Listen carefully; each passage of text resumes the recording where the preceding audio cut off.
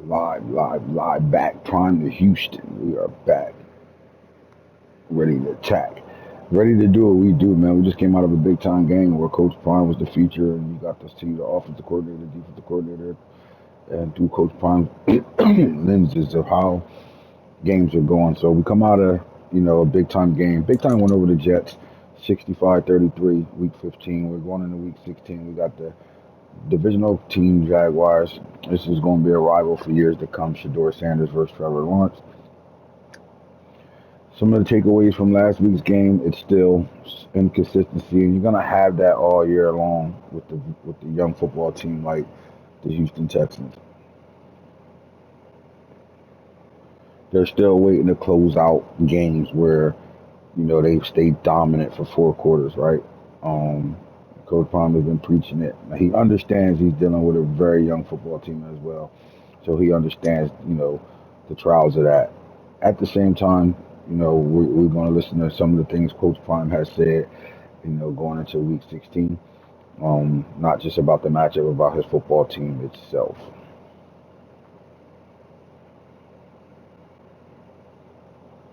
When asked the question on how do you keep this team locked in, most of these guys haven't played on a season this long, being in college football. Most of them go up to week 12, week 13 if they get all the way to the big dance. How do you keep your guys engaged knowing they still got a very, very, very, very long season left? Where you're only in week going into week 16. You got 17, 18, and then three, if 4 games if you do make it to the Super Bowl. So that's almost a half a season for college football left after playing 16 strong weeks. He was quoted on saying, "Well, that's the key. Being at the high altitude in Colorado. A lot of these guys, we changed the way their work ethic is. We drafted and brought in guys that we know have high work ethics, right? Guys that are going to work their tails off to get to the things they need to get to.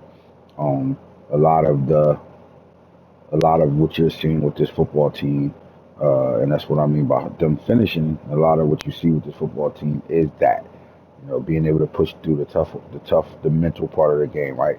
How to trick your mind into saying you're not tired, how to keep doing the things that you're supposed to be doing to continue to dominate while you're going through those things. Or your body just not ready to go anymore, like right, your body might just shut down a little bit on you because you're tired, or you know, you might be injured, things of the such, right? How do you get through the pain? How do you understand those moments where you have to push through and continue to go? That's where we at right now as a football team, pushing through. This is the second stage of what we're doing with this football team. We have a really good coaching staff, really good training, really good everything that's in place right now for us to be able to continue to develop these young kids, these young men into grown men. Coach Brian was also asked, how does he manage now that these kids are now young men in the NFL and they're men now? How do you manage, such a young football team that's starting to take the football world by storm? A lot of these guys uh, are really becoming superstars in this league. How do you maintain that and keep them all balanced, level headed, and all with the same one goal? His response, he says, that's the goal, keeping guys locked in, right? At the end of the day, what do you want to be? You want to be a 1 year wonder, or you want to be a guy that's going to be remembered forever, right? And we got guys on our coaching staff that's always going to be remembered forever at football. They got the ultimate man leading them that's going to always be remembered for football, being a Gold Jacket Hall of Famer. A lot of these guys' goals are to get to that. So one season doesn't do anything for you. NFL is not for long, right? You can have a great year and then phase out.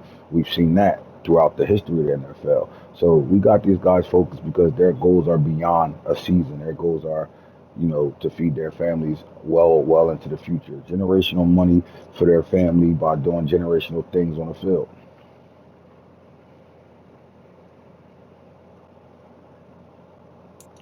He was also asked When it comes down to top performers of the NFL this season, your son Shador Sanders is leading all NFL quarterbacks. We're talking about great quarterbacks, Hall of Fame guys that will be Hall of Fame jacket wearing quarterbacks, and he's the number one quarterback in the league right now with a 67 completion percentage, and he's thrown for 6,279 yards, 59 touchdowns. The closest man to him is Joe Burrow with 4,610 yards and 38 touchdowns. Um, your running back is the number one rusher in the league. Your receivers are top three in the league.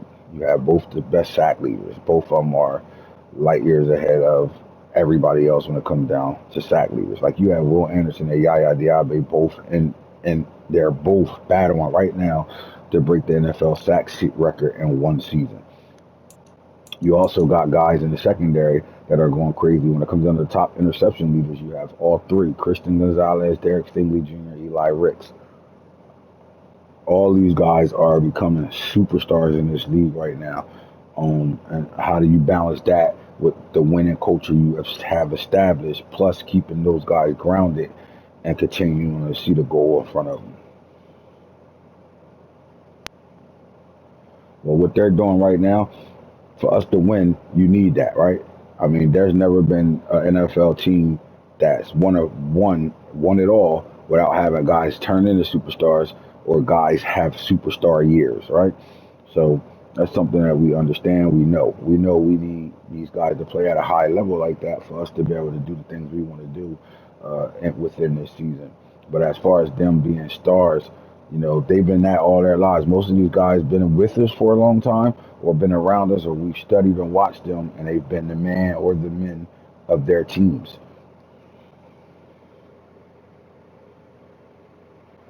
So this is nothing new to them. They're just doing it on a bigger platform now. They're doing it at the alternate stage, NFL.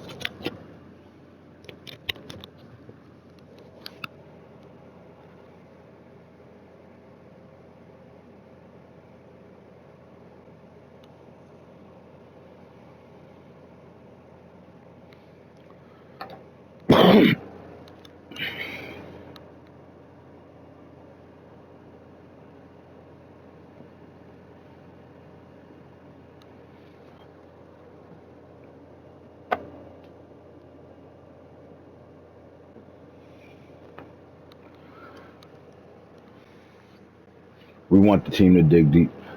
Although you see individual stats happening, a lot of these guys are team oriented, right? The team comes first. If you ask Anthony Israel why he's the best running back in the league this year, thus far stat wise, he's going to give the credit to his offensive line. And if you ask the receivers, they're going to get the credit to Shador. You ask Shador, you're going to get the credit to the receivers.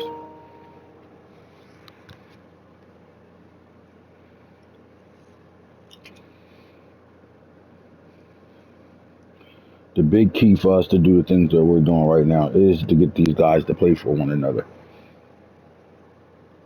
And so far, my coordinators have done a good job of getting these guys to believe and buy in. It's not hard. You got a lot of guys that have been running this system since they were college football players. So at the end of the day, they understand what they're doing, right? This is something they've been running for some of them for 3 and 4 years already coming into the NFL. We just have to show that this system works in the NFL. And as of right now, it's doing exactly that. Brian was asked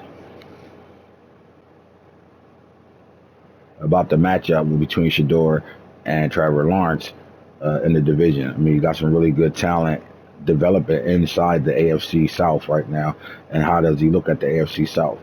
His response is, Coach Prime says, the AFC South reminds him of the Pac-12. A lot of explosive plays, a lot of wide open football, modern day football, right? The teams that can be physical and dominant on all three stages are going to be the team that win. But when it comes down to the quarterback matchups, we feel like there's four good quarterbacks in this division alone, right? At the same time, we only can worry about what we have and what we got to do. Because Shador is not going to play against Trevor Lawrence, right? Our defense will, and vice versa. Shador doesn't play Trevor Lawrence. Trevor Lawrence doesn't play Shador.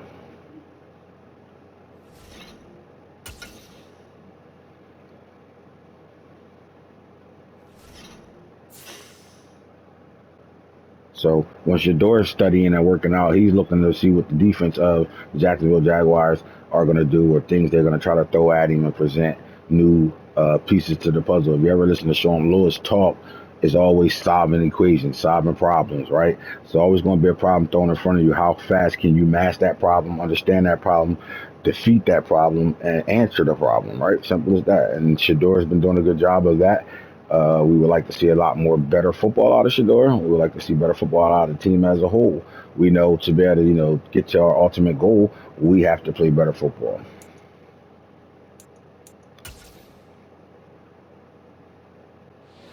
When it comes down to marquee quarterback matchups this week between Trevor Lawrence and Shador Sanders, who are you expecting to step up? Again, defense. It's funny because all the talk is about the quarterback battle, but they've never be on the field at the same time. Games like this usually comes down to which defense plays better, and I think that will be ours.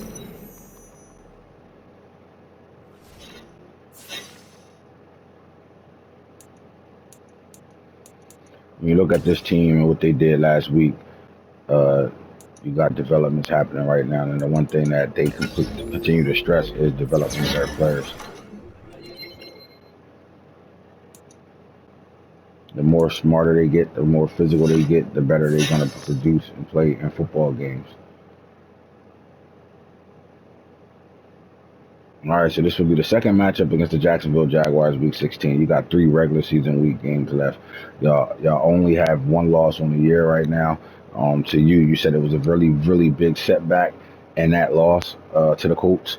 How do you get over that loss as you beat the Jets, but not fall into the same trap you fell into when you played the Indianapolis Colts at 2-12? The Jaguars are coming. You're going into Jacksonville to play the Jaguars at 2-12. Well, the one thing, the difference with these guys we got to get them to understand is that college and NFL are two different things. Just because the team is not winning ball games don't mean that they don't have all pros all over the field and that they are not capable to win any Sunday. So we understand that. And against the Colts was a big, big, big, big example of us, being lackadaisical, not taking a team serious and feeling like we're dominant and we're not doing it in four quarters. Simple as that. So the whole game and this whole set situation with the Jacksonville Jaguars is the finish. Simple as that. Go out there, be dominant, and finish the football game.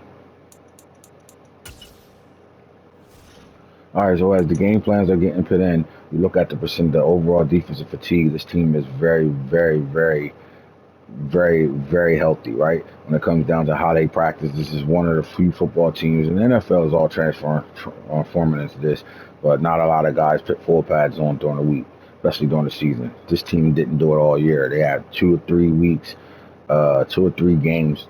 I mean, 2 or 3 days out of a 3 week period where they put full pads on. And Coach Prime was very, very instrumental in saying that these guys been learning how to tackle all their lives. They've been physical all their lives. They know how to hit. They've been doing these physical things all their lives as football players. At this stage now, I think it's more mental than anything, right? When you're playing in the NFL, it's about X and O's and Jimmy and Joe's, right? Because everybody got Jimmy and Joe's. Simple as that, right? So we just got to be a bit better Jimmys, right? And a smarter Jimmys. So at the end of the day, putting full pads on really doesn't affect how we tackle or we don't tackle. We do a good job of that. Think we could do it better, but we do a good job. But the things we do, if we miss a tackle, it's going to be because we don't tackle in practice, so they say. If we fumble the football, it's because we're not being hit in practice. If we throw an interception, it's because we're not putting our quarterback under real stress in practice. It's always going to be the negatives to what we're doing, right? We just got to continue to do what we do and do it at a high level.